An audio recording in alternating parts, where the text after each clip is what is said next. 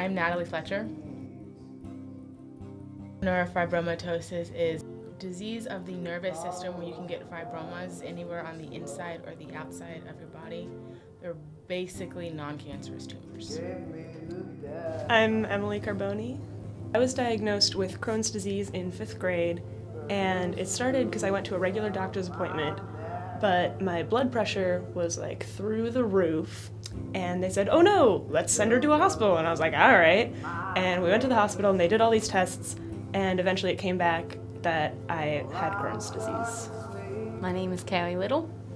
I am diagnosed with rheumatoid arthritis, and it affects basically all of my joints. I experience a lot of stiffness, especially in the mornings. When I'm going upstairs or I'm walking for extended periods of time, I'll feel pain in my joints, and just generally a lot of difficulty with very fine, detailed motor ability. I have a lot of concerns about my future. The disease caused me to be legally blind, so I can't drive, I can't read road signs, I can't read menus. So being on my own and having to live, when I get my own apartment and get a job, how am I going to get around and how am I going to live my life? How am I going to find people that are accepting of it and that understand? Make me tell a story about my life. A lot of chronic pain. There's a chance for arthritis in the future and a lot of other illnesses that can stack on top of it. My energy levels can drop drastically. Like right now, it's not so bad because I've been in remission for years, but when I was first diagnosed, I could barely walk up a flight of stairs. I had to crawl. I get very worried about long-term effects because most people develop arthritis later in life, and then will have knee replacements planned for 60s or 70s depending on the life expectancy. With me having suffered from it so long, with how much my joints are going to break down, it's really questionable when I'll have to have a first knee replacement, if I'll have to have one. And even thinking long-term that's having children or being a mom, how is that going to work with my body and my ability at that time? The public should know about chronic illness is that you can't judge a book from its cover, and by the look of the person next to you, you do not know what they're going through from day to day and what their life is outside of what they're showing you.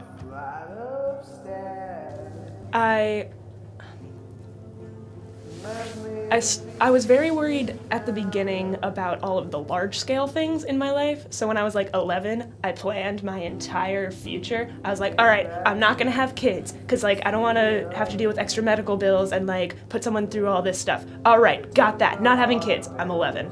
I won't do a job that will require all of this physical activity. I'll be an awesome secretary. Perfect. Got it figured out.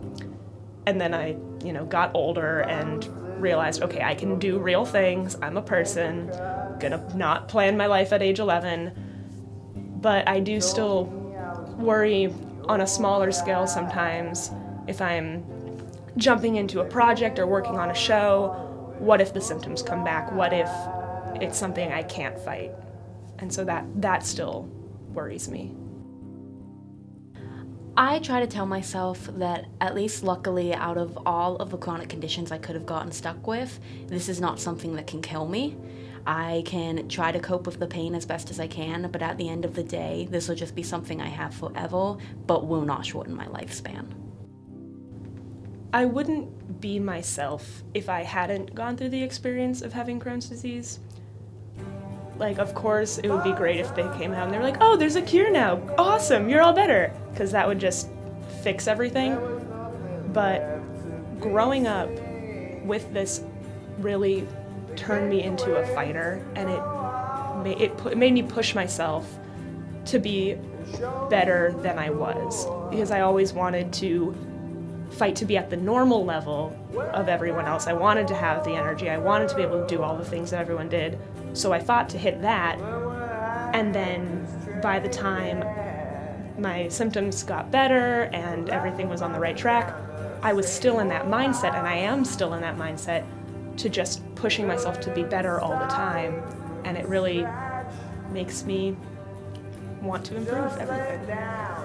My outlook on neurofibromatosis is that it is what it is, and there's nothing more I can do about it. I've done what I could do, and I have to live on and not stress about it. I feel like I've really gained a better outlook on overcoming things and realizing that what may seem like a huge problem, if you're willing to tackle it and not look at it as merely a hindrance, you can overcome it and not let it limit you in life.